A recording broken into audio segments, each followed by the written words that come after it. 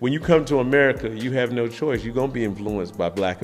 The swag, the culture, it is what it is. There's so many other aspects of who we are as black people. And I think that being in this position allows me to help influence and amplify that. As I got older, it just became harder to deny. You can't deny your name and your head shape, cheekbones, these things that people are like, nah, bro, you here, but you ain't from here. So this is, to me, the diversity of the diaspora. Because once we get together and we're right, everybody else falls in line. 1000%.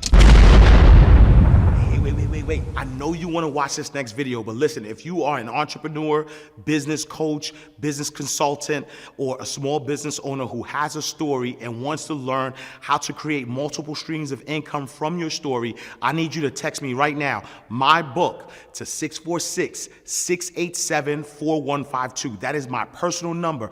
I have been an author for over 12 years. I've written 10 books. 4 of them have been bestsellers, and I've sold over 100,000 books. But I've also helped a lot of my clients take their expertise and put it into a story, then create multiple streams of income from that. So I want to help you do the same thing. So text my book to 646-687-4152. All right, let's go back to the video.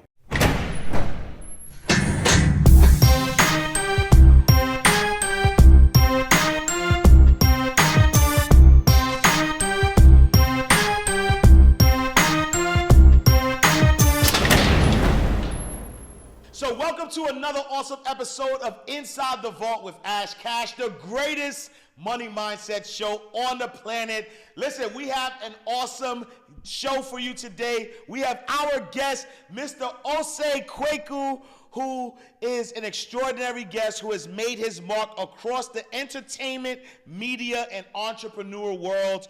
Osei is an international multimedia personality with over 2 decades of experience covering and analyzing politics, entertainment news, tech, sports, and more. As an on-air personality with his distinctive voice, Osei's talents have been sought after in major markets up and down the East Coast like Washington, D.C., Philadelphia, Baltimore, and Atlanta. You may know Osei from his work on WPGC 95.5, 93.3 WKYS, BET, the Gospel Channel, and as the former Atlanta Falcons game day host, but his reach extends far beyond pioneering the Afrobeats experience in the Southeast by introducing artists like Wizkid and The Bench, I hope I said that right, to the Atlanta market. Osei is a true global tastemaker with expertise in inclusive marketing, creative culture, and leveraging his relationships with brands, athletes, entertainers, and influencers worldwide. He is the founder of Dark Secret International, and he has brokered impactful business deals that bring products and services to market in innovative ways. Ladies and gentlemen, round of applause for my guy, Osei, the Dark Secret. Ash, man, I'm like, who is that guy?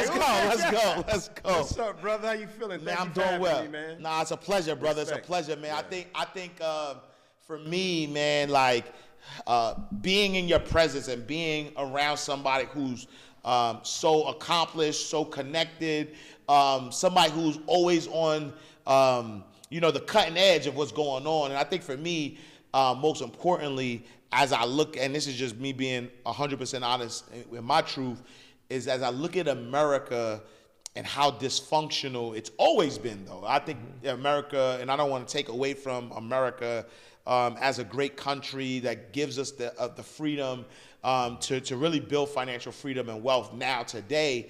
But I look at business, and I study business, and I realize that America isn't the end-all be-all. Like there is a global playing field that we could really kind of tap into, and you've been somebody that's been on that before it was cool, right? Before it was cool. And so I want to get into that a lot, man, today. But before we start, man, for our insiders, for the people who don't know, who is Osei Kweku?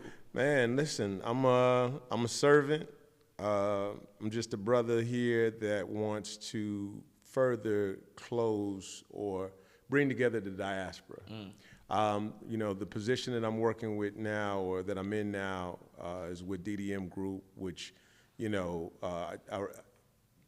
I run business development for the company, but more so than anything, I feel like I'm impacting and helping to influence and change the world through media. I think that that's, you know, why I feel like I'm working in my purpose, you know, saying more than I ever did in the past. I think, you know, when you look at music and, you know, we've gone through so many changes, right? We're on the cusp of Black Music Month in June. And when you kind of look at the landscape of what's happening in music, unfortunately, they've made, you know, the Black image the poster child for all these negative things. You know what I mean? Yeah. And we don't have to get into these specific, you know, artists per se, but, you know, whether it's, you know, unfortunately, SA, it's gang violence or violence in general, now violence, you know, towards women. There's so many other aspects of who we are as Black people. And I think that, you know, being in this position allows me to help influence and amplify that. You know what I mean? Because brothers like yourself who, you know, are sharing this knowledge, are doing the work on a day-to-day basis, those things don't get highlighted, unfortunately, not in mainstream media. Right, for sure. So it takes having these alternative voices, you know, so to speak, to really shine a light on who we really are as a people, right? And so, you know, when I'm talking about, unfortunately, you know, you have Thug going through what he's going through, you know, and you know, we might as well just talk about it because it's like stating the obvious, right? Diddy, you know, but there's so many other aspects of who we are. And so, you know, you almost forget about all of the positive accomplishments because now, you know, negativity sells faster, 100%, right? 100%. And so, you know, getting into this role for me was, you know, almost an about face. I look at it like maybe some of the powers that be, you know, in certain aspects of radio were treating it like it was going down the blockbuster route. Whereas, you know, you definitely want to be on the Netflix train or whatever that next iteration is. And so that's what I've been able to do. Shout out to, you know what I'm saying, Neil Nelson, Tracy Dornelli for, you know, saying, giving me an opportunity and a platform like that to really, you know, stretch some of my other muscles and really show, you know, where all these worlds come together. I'm used to dealing with clients. I'm used to dealing with brands, obviously being in radio for so long, but now it's like taking that and putting a different spin on it. So here we are. So break that down for me a little bit, right? So like you've been in radio over 2 decades. Radio, you know, you've used your voice a lot to, you know, like I mentioned in your bio, to, you know, break artists and to you've done a lot of impactful things. And when you talk about DDM Media Group, what is that, and how are they on the cutting edge? How is that different from what you were doing at radio? So DDM stands for Diamond Diaspora Media Group. And, you know, our flagship publication is Atlanta Blackstar. So AtlantaBlackstar.com, which is, in essence, the Washington Post, New York Times for us as a people, as a community. And so what they've done is bring these hard-hitting news stories to us first and foremost, and then to the world, things that, you know, we need to know about that, you know, are impacting our community, whether it's George Floyd, you know, Ahmaud Arbery, just, you know, just any and everything that impacts our community, both, you know, in terms of, you know, social justice, wealth, finance, you know, TSL is our partnership with Keith Clinkscale, who launched Vibe magazine and was the CEO of Revolt and launched that as well. But he's an industry veteran who, you know, has brought a lot to the table as well. And so, you know, the Shadow League focuses on Black athletes, you know, primarily athletes of color. And so I think that, you know, we take a bit of a holistic approach to speaking about all the things going on in our community, and really the goal is to amplify, because, you know, unfortunately, we realize that in mainstream media, so much of what it is that we are as a people, what we do, doesn't get covered. And you're not going to cover everything, you know, in Black History Month. When you're trying to take it back and then bring it forward, you can't get to all that. So we're making history every day. And so, it's about aligning with people who have a similar value system, you know what I mean, to us, that we can really work in a spirit of harmony with. Yeah, no, I love that. Yeah. And talk to me a little bit about, doing business, in the diaspora, doing business, globally, similarly to what you mentioned. So like my parents are from Haiti, right? And I always hear people say, man, Haiti's the poorest country in the Western Hemisphere. And I'm like, no, it's not, right? And even as a Haitian, I'm American-born Haitian, child, I was always afraid to go to Haiti. Yeah. Because every time I turned on the television, all I saw was negativity, gangs and killings and all that stuff. And so I never wanted to go. I turned 40 years old, and for my 40th birthday, I was like, I cannot leave this earth without touching my mother's land. Yeah. And so took the family over to Haiti. The best trip I've ever been on in my life. Yeah. To the point where it's beautiful. Yeah. I'm talking about beautiful. I'm talking about like they have a beach called Paradise that feels like paradise, right? And so even fast forward to today, because people always say, oh, that was 2020. Well, the gangs take over. No, there's DJs, festivals. There's still things happening in Haiti.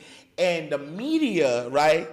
Who said this? The media, probably Tupac. The media is full of dirty tricks, right? The media will have you think that Haiti is in disarray and, the gangs take over and, we need help and all this other stuff. And I'm not saying that the capital isn't crazy. Yeah. But D.C. is the murder capital of the U.S. Right. Right? D.C. is the murder right now. Yeah. D.C. is the murder capital. Salute that all my D.C. folk. Yeah. Right? But at the same time, nobody's like, oh my God, the U.S. is in shambles because of D.C. Yeah. Same equivalent. Yeah. And I say all that to say, because that's what they do to Africa. Yes. Absolutely. Like that's what they do to Africa. I remember, Suzanne Summers with the skinny kid with the big belly and the flies. You're like, man, I am not going to Africa. Yeah, I said the same thing. I mean, I'm glad that we can have these real come to Jesus moments, right? About just what it's like being first generation in this country. And I say that because just like you, I came over here and I forgot. You know what I'm saying? When I got here, I didn't speak English.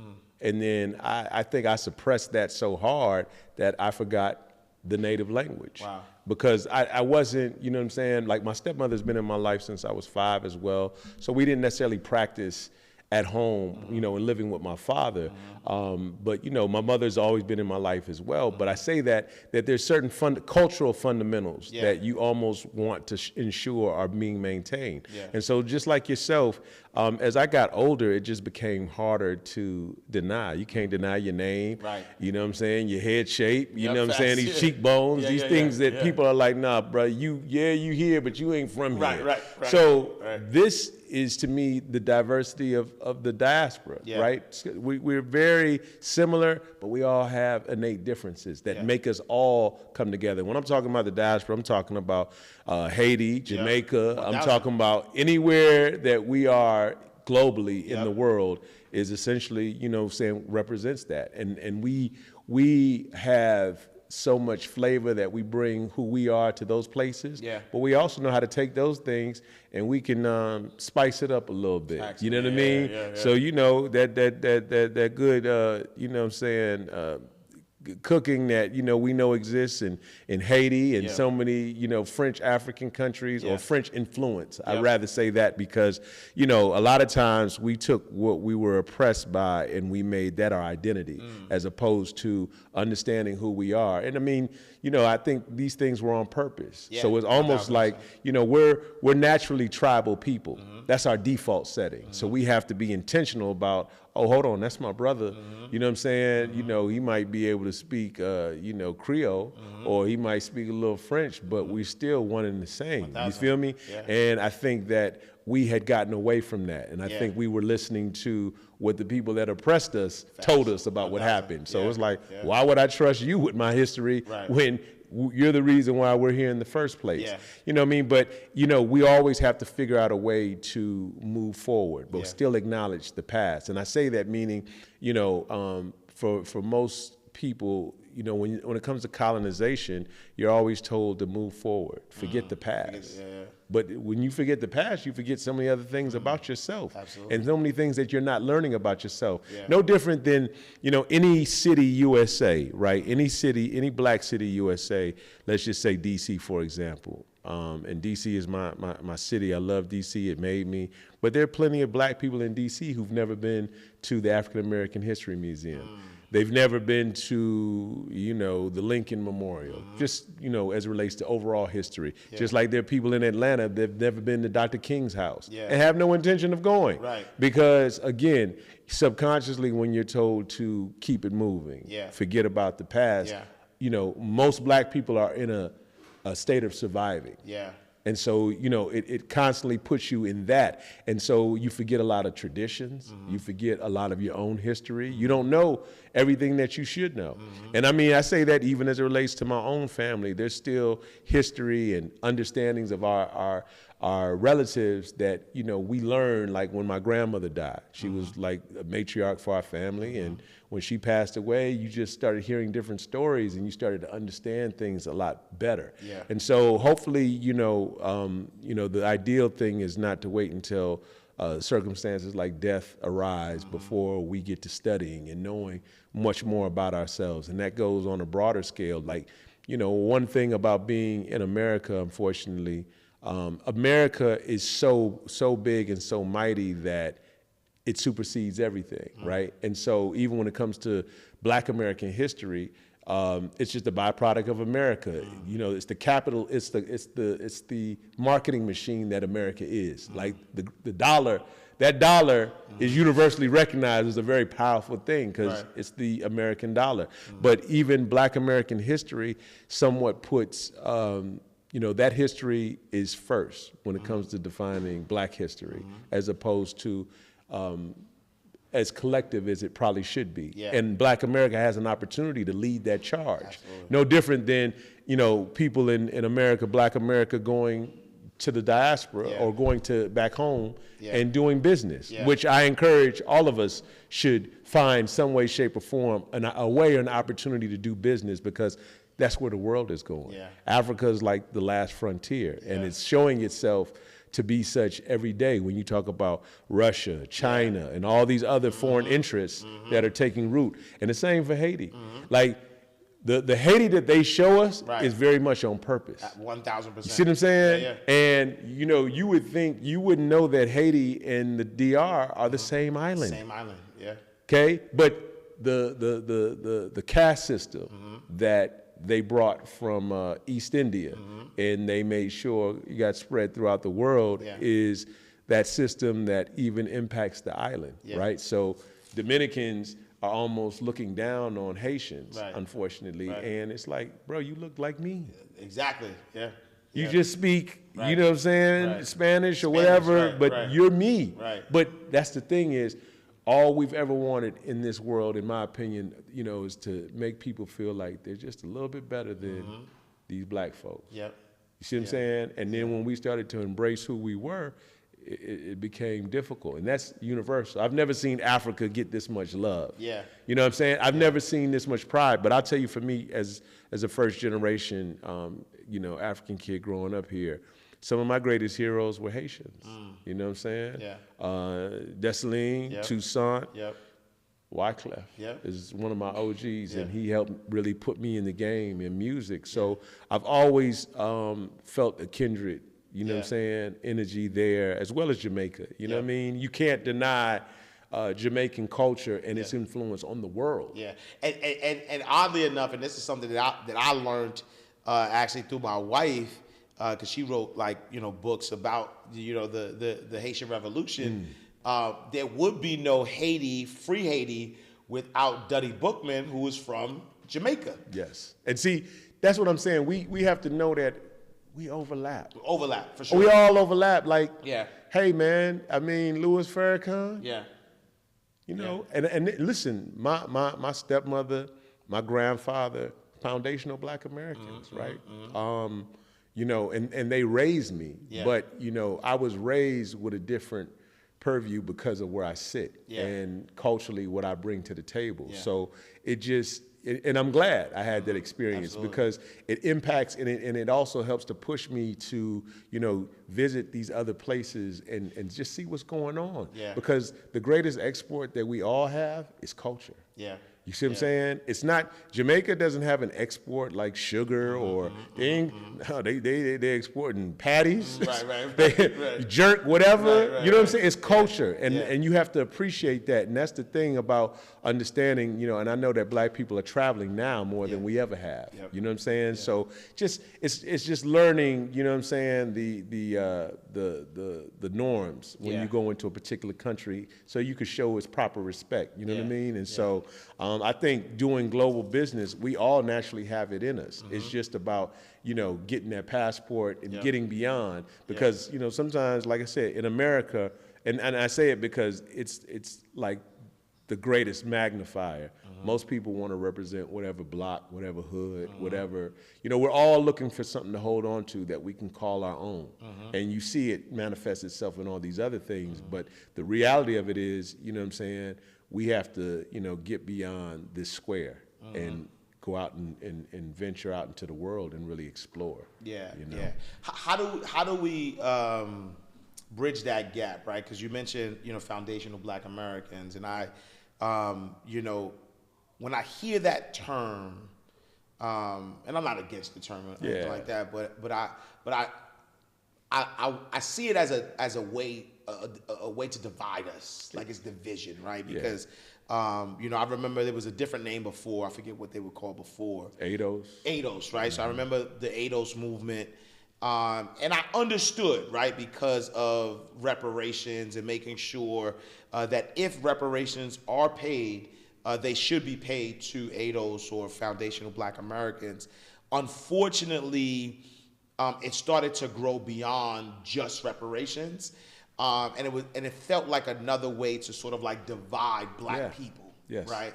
And to me, even though my parents are from Haiti, I grew up in America. I'm American, right? Yeah. Like, I grew up in America. I've never been stopped by a cop and they said, "Hey, are you from the Caribbean, or are you ADOS, or are you?" That's never happened to me. Right. All throughout my career in corporate America, I was in banking for 15 years. Never was I treated different as a Black American because of where my parents were born. Yeah. And now, as I understand, as I see, and I know from a foundational Black American side, there's also people that believe that Africans or Caribbeans look down on Black Americans. So how do we bridge that gap? How do we bring us together? How do we get it to a point where we understand that we are brothers and sisters? We are not the minority, right? Because all of these different tricks, right? We are not the minority, despite what they try to tell you. We are the majority. How do we create this inclusiveness so we can take our rightful spots on this earth? Yeah, I agree with everything you said. I think first it's about having conversations, right, like this. I think that oftentimes we're told, again, forget the past. Let's not talk about it. You know what I'm saying? I always find that interesting that many white people say that, right? And for us, that's not even a consideration. We can't afford to do that because of where we come from and potentially where we could go back to if we become forgetful. So we need to almost move like the model minorities, right? Which could be the Jews, the Indians, the Chinese or Asians, you know what I mean? Because of how their group economics kind of work for one another. And I think that, we have to have the conversations about what happened. You know what I'm saying? How did we get here? So to that point, I'm a firm believer that some of the constructs that, many people find themselves operating under are human. They're greed, you know what I mean? Envy, jealousy, all of those things, right? And we have all fallen victim to that. And so when you talk about being tribal, like, it's easy. You could just be like, I'm Haitian and that's it. Well, that comes with a you know, a lot more to it than just that title for yourself, right?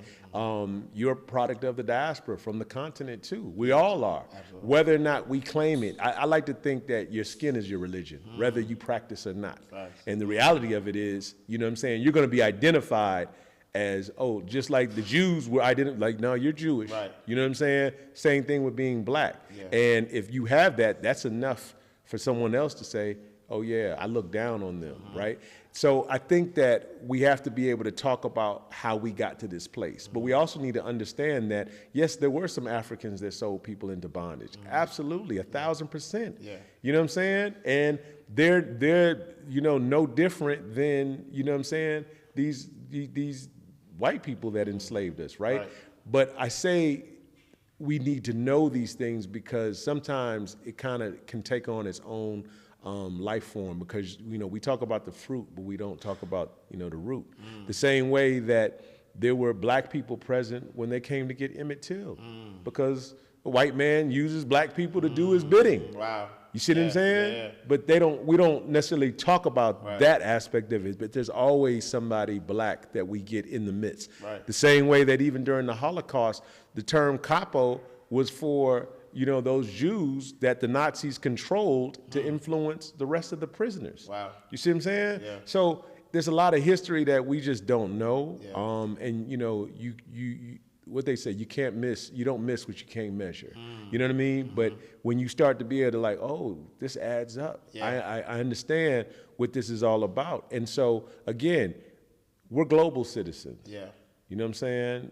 Both, you know, through this unfortunate historical catastrophe that took place, but also as explorers. You know what I mean? So were black people here before Columbus? Absolutely. Yeah. I mean, I was watching, there's a clip, some brothers, you know, saying on the continent that were talking about Mansa Musa, and they said that one brother said he felt like Mansa Musa's trip is what got everybody saying, what's going on over there?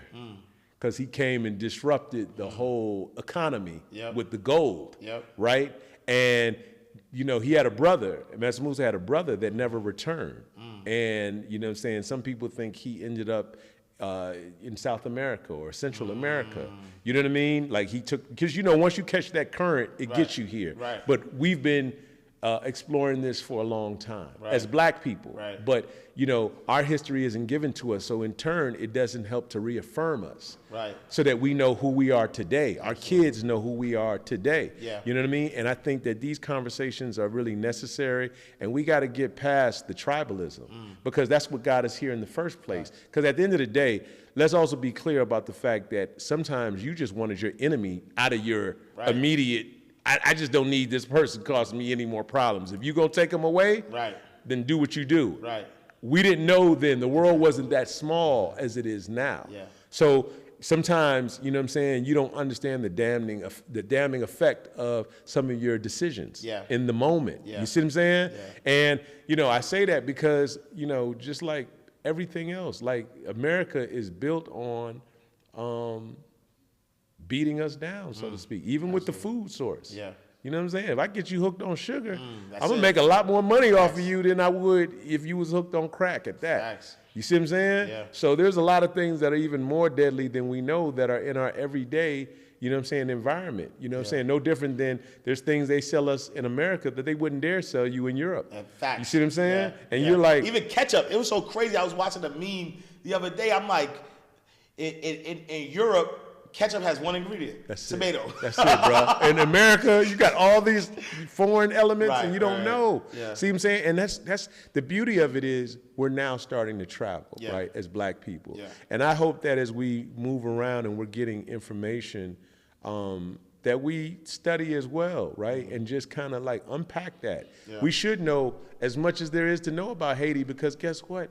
Black America's freedom is hinged on Haiti's 1,000%. Back. There would be no Louisiana. It would be no whatever in America if the Haitian Revolution hadn't taken place. Yeah. And in fact, we acknowledge that as the biggest revolution of our people anywhere. 1,000%. And we should. You see what I'm saying? Yeah. Yes, other things have happened.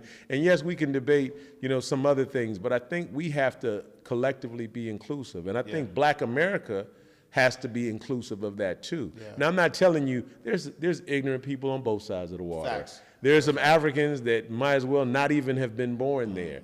And just because geographically that's where you are, does that make you more African than you or me or anybody else? But just like that we're first generation here, when we show up over there at home, they looking at us like American. I 1,000%. They ain't got nothing to do, and they're not seeing color because all they see is Black people. So at that point, you just become American. And it's like, man, you got the money. Right, exactly. All right, and another way to kind of bring that home is also just understanding that with our people, for instance, they're building like KFCs and things of that nature at a crazy rate in Africa, right? And if you tell your African cousin, hey man, you shouldn't eat that all the time. You know what I'm saying? I know it's good, I know it's new, but if you'll get hooked on this. But they looking at you like, you've lived your life doing this. Now you wanna impact me and tell me I can't? It's not received the same. And it's not meant with the ill intent, but oftentimes it happens because we're ignorant. And we don't know what we don't know. So it's really incumbent on each of us to really, we gotta teach our brothers and sisters what we know. At least I can say, hey, I shared this information with you because I want you to know so you can be better. Because in America, they got folks hooked. The same thing that they enslaved us over is the same thing that's got the country in a grip. 1,000%. 1,000%. So yeah. What is the first step though, right? For like somebody who's looking to do business internationally, right? Like I, probably in God's will, probably next year I wanna touch all of the English-speaking African countries. You know what I'm saying? Figure out where I want to do business, right? Because I believe that and when one of my friends had said this to me was like, man, whatever is needed in America is needed in Africa too. You know, and so if you could thrive as a business person here, you could thrive as a business person, in Africa and all the other diasporas. And so, what is that first step? What does somebody have to do to? I think you need to touch the soil first. Okay. Because you need to understand what the lay of the land, right? A lot of times they say, when in Rome, do as Romans do. Yeah. But if you ain't never been to Rome, you don't know what they do, right? And That's so you don't want to be trying to do this in a virtual sense. Yeah. Like, because it doesn't move, it doesn't breathe the same way that it does over here. You know what I'm saying? We've got a refined system because this is a purely economic system. So you know that they made sure that all that other stuff, get that out the way so we can get on to the business, right? I think in Africa, you have to understand that there's certain things as far as how people show up, culturally, you know what I'm saying, what they respond to. And, again, being on the ground and then finding a good group of individuals who can help make your journey there easier, meaning can point you in the right direction. Like, I'm not gonna go to Haiti and not tap in with my Haitian friends. 1,000%. Because it just doesn't make sense. Otherwise, you end up going down the wrong street, exactly. And you like anything else, right? And so I say, you start there and then get a feel of what the needs are. You know what I'm saying? Because one of the things that I love about being in my current role is the push to solve other people's problems. If you can solve other people's problems, then you have a business idea. You have a concept that you can then put to work. You know what I mean? And so, you want to identify what are the needs, both there and over here that I can take advantage of. And then I think you start small. And then, you know what I'm saying? You go through your trial and error period like you would with anything else, but at least, the risk isn't so overwhelming that you just jumped out there, right? I don't, I don't suggest you go to Africa and tell everybody you're buying a bridge. Right. No different than I don't suggest you go to New York, you know what I'm saying? Because if they say the Verrazano's up for sale, I'm not really going to believe that unless, I'm talking to some people that are really tied in. And so you got to do your research. You got to kind of, get a feel. Like, even being here, you got to travel. You got to go places so you can kind of like let me feel it. Let's taste it. You know what I mean? Touch this, and let's see what this really is. And what the makeup is, so that you have a better idea of what the business is going to look like. You can predict better. You know what I mean? So I say just tap in with people that are from there that can assist. And find out who they may have in their ecosystem that's actually doing business successfully. You know what I mean? Because success is key to understanding whether or not you feel like you can do it. Because of course, you run into unsuccessful people, you're like, oh, I'm not doing that. I'm not doing that ever. You know what I'm saying? Right. So it's just an understanding. And that's how I knew like things were changing, man. When I started seeing China heavy in Africa, heavy in Jamaica. When I started seeing Putin cozying up, I said for all these years, there was no love. Let me tell you, bro. That is cozying it up. You know what I mean? This is the same thing that got Patrice Lumumba killed, right? Because they thought he was going to go, when the U.S. turned him down, they thought he was going to the Soviet Union. So, of course, that poses a threat of, you guys are spreading communism. Right. And I think that's the other thing that we have to understand is that everything that's presented to us is not necessarily good for us, right? It's just, it's an option, like anything else is an option. Just like I don't think it's about Democrat or Republican. I think it's about policy. Right. It's about what do you represent. Right. I'm not tied to the party. I'm tied to who can do the job, which goes back to tribalism again. Tribalism, right? That gets us, and when it's convenient, it's like let's run this play. Right. You know what I'm saying? Right. When it's not convenient, then they let you know, no, that ain't it. You know what I'm saying? It's a foul on the play with that. And like you said, I mean, we have to kind of just know where, we just need to know where opportunities are. We need to have good mentors, you know what I mean? And we also have to kind of know that sharing information, you know what I mean? We have a lot of sayings, like in hip hop, the game is to be sold, not to be told, and all types of wild things. I got to get mine, you got to get yours. And don't get me wrong, sounds great on a rap record, right? Sounds great when you got to, set up the disc. But in real life, to really factor in those group economics, we have to be willing to share information, and we have to be able to, because your success will impact my success. If you're not successful, you know what I'm saying, in some way, shape, or form, it can have a real, implication on me too. And I'm just saying, if you talk about, let's just say Black Wall Street. Those people needed each other. Absolutely. So, you know what I'm saying? That's why when I see people doing their thing, I'm like, bro, we need to lean into that. 1,000%. I need to, you know what I'm saying? Even if it's just, all I got is a word today, bro. You know what I mean? But keep going. And the funny thing about it, though, is, we, elephant in the room, right? We talked about Diddy, right?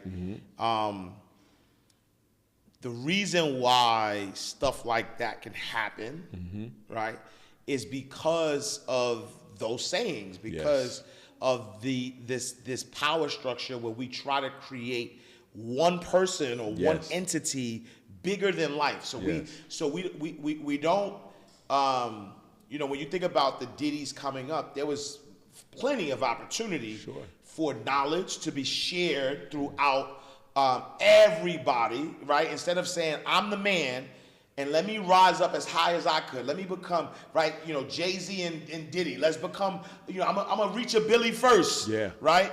I'm going to reach a Billy first. So now it's these two guys by any means trying to get to this billionaire status.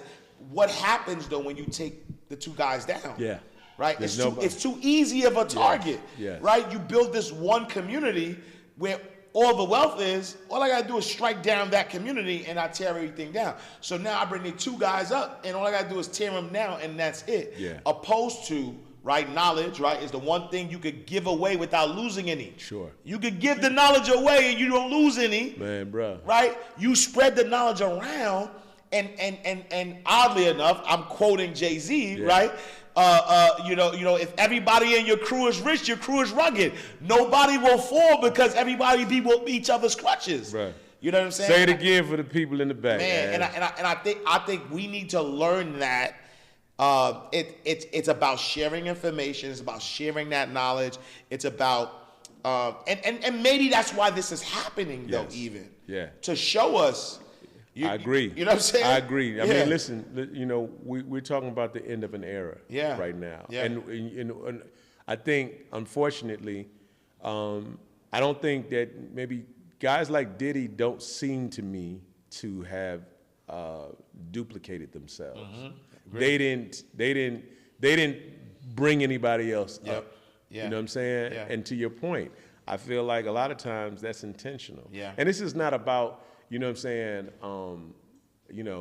banging on him while he's down. Right. This is really about, like, you know, for everybody else. Because, again, all these sayings, these become part of our subconscious. Yeah. And the English language, you know, almost can be very spellbound, and you not even know it. Absolutely. You know what I'm saying? Because we just take these phrases and we just run with it, you know, and we're not even thinking about it. You know what I mean? Yeah. And so, like you said, with the Diddy, you know, unfortunately, I just don't see. I don't see it. Right? Yeah. No different than I don't see who the next leaders are, so to speak, like Republican or Democrat. I mean, we know there's a couple out there, but I'm just saying, not on purpose. Correct. And I feel like, you know, there's so much that we're still learning as we kind of go through this process.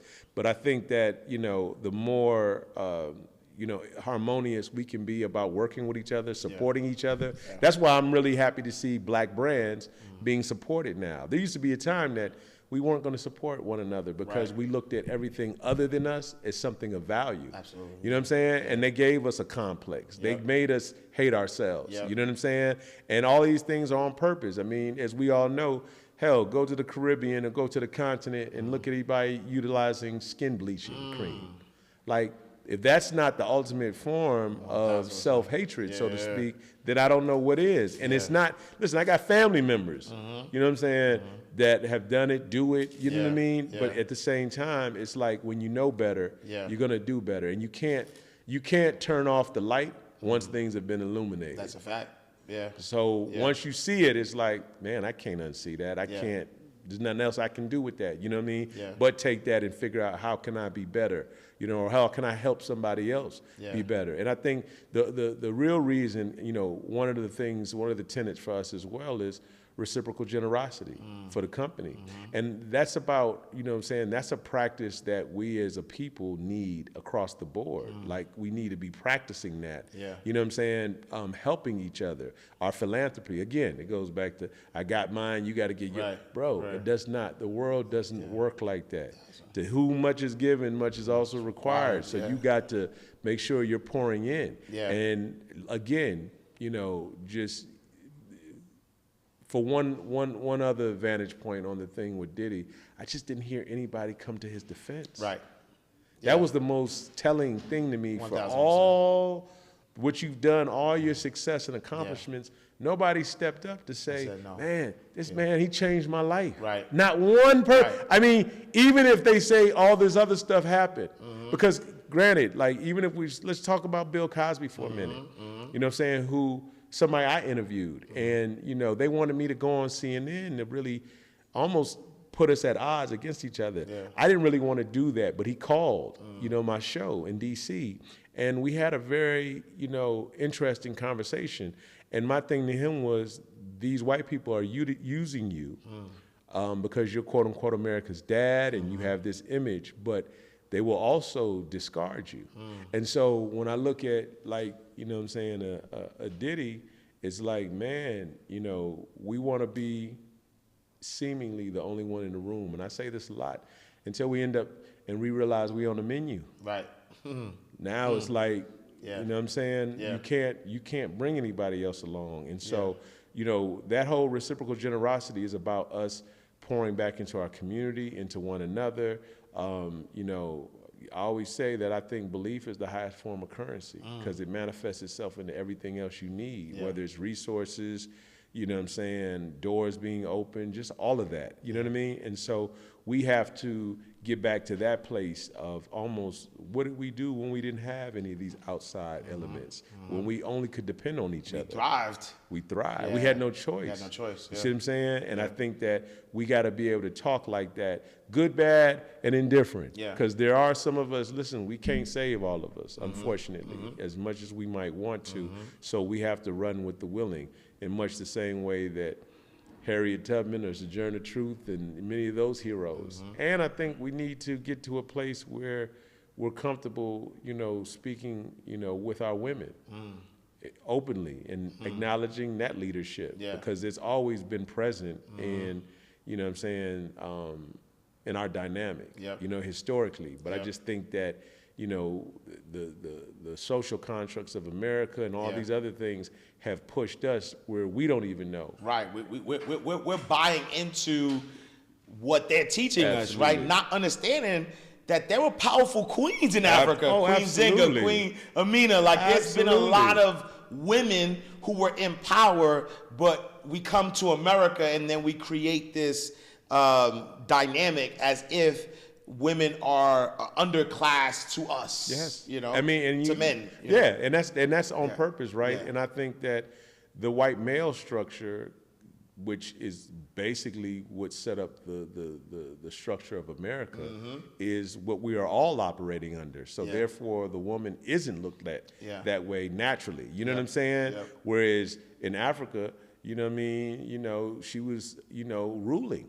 Right. And I think that there's a lot of wisdom that we can get. I think there's, you know, it's about balance, and we're there to balance each other. And I think that we've got to kind of figure out that next phase for ourselves. You know what I mean? Amongst leadership within the Black community, you know, that eventually spills over to mainstream. Because once we get together and we're right, everybody else falls in line. 1,000%, because at the end of the day, they follow. You know, everything that we're doing. Speaking about following and connectivity and getting everybody together, talk about Blackstar Weekend. Yeah, so Blackstar Week is a vertical that I've been tasked with building out for our brand, our company. It's about, you know, bringing the best and brightest of us in the diaspora together. It's a combination of South by Southwest, Davos, and Art Basel. So it's you know, if you know about Davos in Switzerland, you know, the World Economic, I know you would know, Ash, but it's, you know, bringing these elements into these spaces and places of culture, you know, artistry, you know, just that whole fusion, you know, because, you know, with South by Southwest, just kind of setting this bar with film, you know, technology, music, you know what I mean, infusing those elements, because we naturally go to all these other places, but we've never necessarily had the things that we necessarily needed for us, you know, and so that was what the thought process was with this, so we could really speak to really closing the wealth gap in our community, because we're going through it and no one's coming to save us, right? And so if we don't get about the business of saving ourselves and doing things that, or at least creating spaces where we can, then, you know, you don't see it, and, you know, you're not able to put that into motion. So Blackstar Week is that. It's a week full of events beginning June 17th, technically, it's the week of Father's Day. 17th, we're with Black Man Lab, you know, on that Monday. Tuesday, we'll probably do something with Dope Peddlers. They are a group that does a lot of biking on the Beltline. I know Dope Peddlers. Oh yeah, Jay, you know Jay Reed. Haitian, but I think it's a Haitian brother that's part of that. He might be, he might be one of Jay's partners. But you know, Jay is he's been a, you know, industry veteran.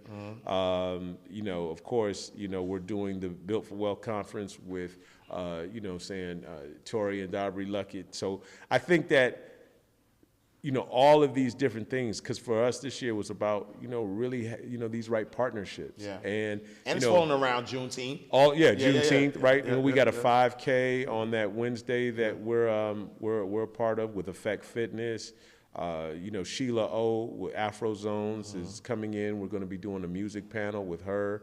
You know, Michael Malden, you know, is another one of our allies. Yeah, so getting OGs, getting all these people kind of together in the same rooms so that we can have some positive impact conversations and we can really amplify ourselves on a whole nother level, right? And so, you know, this is our inaugural one. It's exciting, you know. You follow us at ATL Blackstar.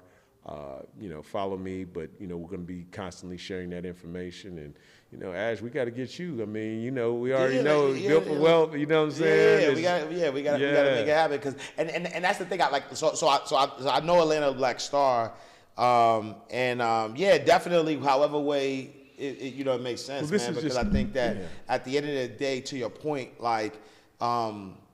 You know, unfortunately, right, it's always the negative things that get highlighted when people are doing good in the community. We don't, that's, you know, it's not fun, that's not sexy, it's not, you know, a good thing to spread around. But I think that you know, I think that comes with the mindset. I think that mindset can change, you know, because even when I think about where we are today from a receptive perspective, right? So I remember, you know, I started my, you know, I was a banker for 15 years. 2009, wrote my first book. You know, I remember a legend rapper and I were like friends. You know, we're still friends, but was a friend of mine. And they saw what I was doing and took me over, you know, had access to everything, took me over to a television station and said, I had this idea. We're going to do this show on financial, you know, literacy, financial education, entrepreneurship for black people. And literally, I tell a story at a time, but literally the producer said, black people do not want to learn about money. Like, and was like, nope, bad idea.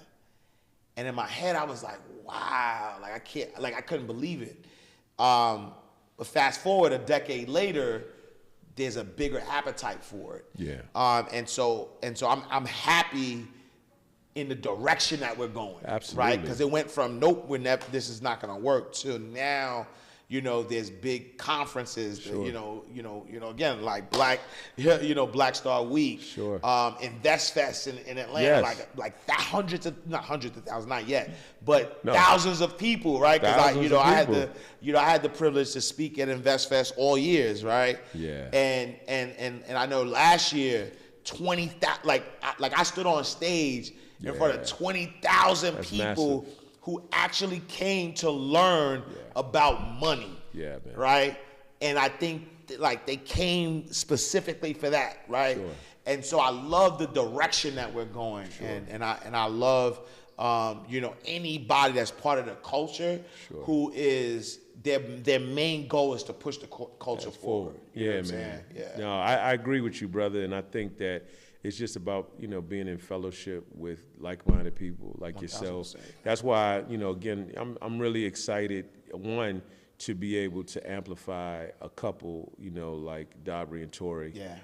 And what they're doing, you know, when it comes to just wealth. 1,000%. And our mindset around that, because a lot of us don't know what we don't know. Yeah. It's like anything else with black people. You know, we'd be like, black people don't swim. Right. But when we do. Exactly. You know what I'm saying? Exactly. Black people don't kayak. Right. You're right. But when we do, we do it high level. And so that's what, to me, this is. And it's about exposing as many of us as possible. And again, you know, I think, you know, we come from the mindset that we know no one's coming to save us. 1,000%. So if we don't do it ourselves, it doesn't get done. And to that point though, like even when you think about, you know, what Dabri and Tori have created, it's also this level of preparation that needs to happen, right? When you think about being built for wealth, like what does that mean? Yes. Right? What does it mean to be built for wealth? It's saying, listen, it's not just about even going back to the reparation conversation, right? Whether I'm a foundational Black American or not, I do not suggest cash payments. Why? Yeah. Because I eat, live, breathe financial education. I know what my people do. If you give my people millions of dollars, trillions of dollars right now, it will go back into the hands of the people who have oppressed us. Yes. We don't even need nowhere else to see it but what happens with us being a $1.4 trillion economy who still owns nothing, right? And so at the end of the day, we are being tricked into thinking that making money is wealth. That's the one thing I hate. Everybody's like, yo, let's build generational wealth. Generational wealth, and look at me when I say this, generational wealth is not income. You can make $1 million and be poor. You can make multi-millions of dollars and be poor and live paycheck to paycheck. So income, right? A lot of artists, a lot of like again, I won't say names, but I have somebody on my phone right now who generated $300 million in their career, and they do not have money, right? And so making money is not, that does not mean that it's wealth. It doesn't equate. It doesn't equate.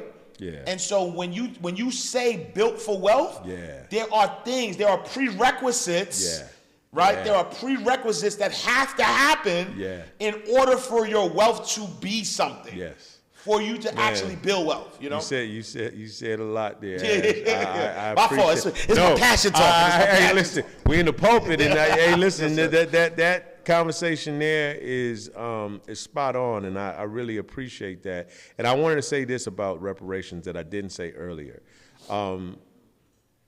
One, the same things that happen on the continent, or the same things that happen in America, happened on the continent in the Caribbean as well, right? Many of us just don't know it. The other thing is, you know what I'm saying, you would just be as equal to reparations as well. The Caribbean. I mean, if we're talking about what America did to Haiti, and so many other places, of course. But you know, people have, you know, we've envisioned this long, in my mind, Mega Millions line, or lottery line that we're all going to be lining up in to get our. I know, you know, they played with the fantasy during, you know, the pandemic, and you know what I'm saying, the way these checks kind of came, but it's like, bro, that's not it. That's not not how this works. So I agree, and I think that conversation it has to be continuous in terms of what is going to be the best. I do think that it's more realistic now than it's probably been, you know what I'm saying, ever, because I think the world knows. It's the same way these, you know, these French-speaking African countries are getting rid of France. And they're asking them to leave. You know, they're doing what Haiti set the tone for. You see what I'm saying? Like, you cannot, like, again, I always make those historical references to, like, Haiti, you know, Jamaica, because these are things that are mighty engines in this overall vehicle that we're talking about pushing forward. And so I think all of that's really, you know, is necessary, and we got to learn each other's dialect a little bit more. We got to learn each other's language a little bit more. At least try. You know what I'm saying? Because when you come to America, you have no choice. You're going to be influenced by the swag, the culture. It is what it is. White people have found themselves overwhelmed by it. You know what I mean? So when you're black, it's natural, you know what I mean? And I think the more that, you know, we know, and the more that we're in these dialogues like this, the better off we are. 1,000%. And even to talk about the French, right? A lot of people don't, I don't know if they know this or want to know this, but, you know, even after Haiti got its independence, it paid reparations to France. Come on, $60 billion to France. Come on, man. And so when you talk about Haiti being a poor country, why though? How? You know what I'm saying? But the framework, again, you know what I'm saying? Like, boy, I could go a lot of places with it, but I appreciate everything that you're saying, Ash, and it's the truth. You know what I mean? And look, truth don't need no cosigner, bro. You know what I mean? Listen, we need you to tap in. Blackstar Weekend, right? Blackstar Weekend. Or Blackstar Week, right? It's the whole week. It's not even the weekend. It's the whole week. Blackstar Week, I need you to tap in starting June 17th. June 17th. You know, ending on June 22nd, you know what I'm saying, with the Built for Wealth Conference over at the Lowe's with, you know, saying Tori and Darby Luckett, and Man, when I say that we're looking to, this is an annual thing for us. Sir. So, the more that we can amplify other black businesses, other thought leaders, the better the direction is that we're heading now. So, yeah, man. All right, so where can people find information about Blackstar? You know what? Go to atlblackstar.com, theshadowleague.com, fanura.com as well. And then, of course, we'll be sharing some different things on social media beginning this week that people will see with our partnerships and whatnot. So, perfect. Yeah. And if somebody wanted to connect with you, we got to do a part 2 because there's a lot about you I ain't tap into, man. Yeah, no, we're going to come back, definitely. Like to think of, I'm a friend of the show, family. Yes, sir. But yeah, get at me at Osei the Dark Secret, OSEITHEDARKSECRET. Yeah. All right, y'all. We are closing out the vault. Another awesome episode of Inside the Vault with Ash Cash, the greatest money mindset show on the planet. Make sure, follow us on all social media platforms at Inside the Vault. Go to our website, InsideTheVaultTV.com.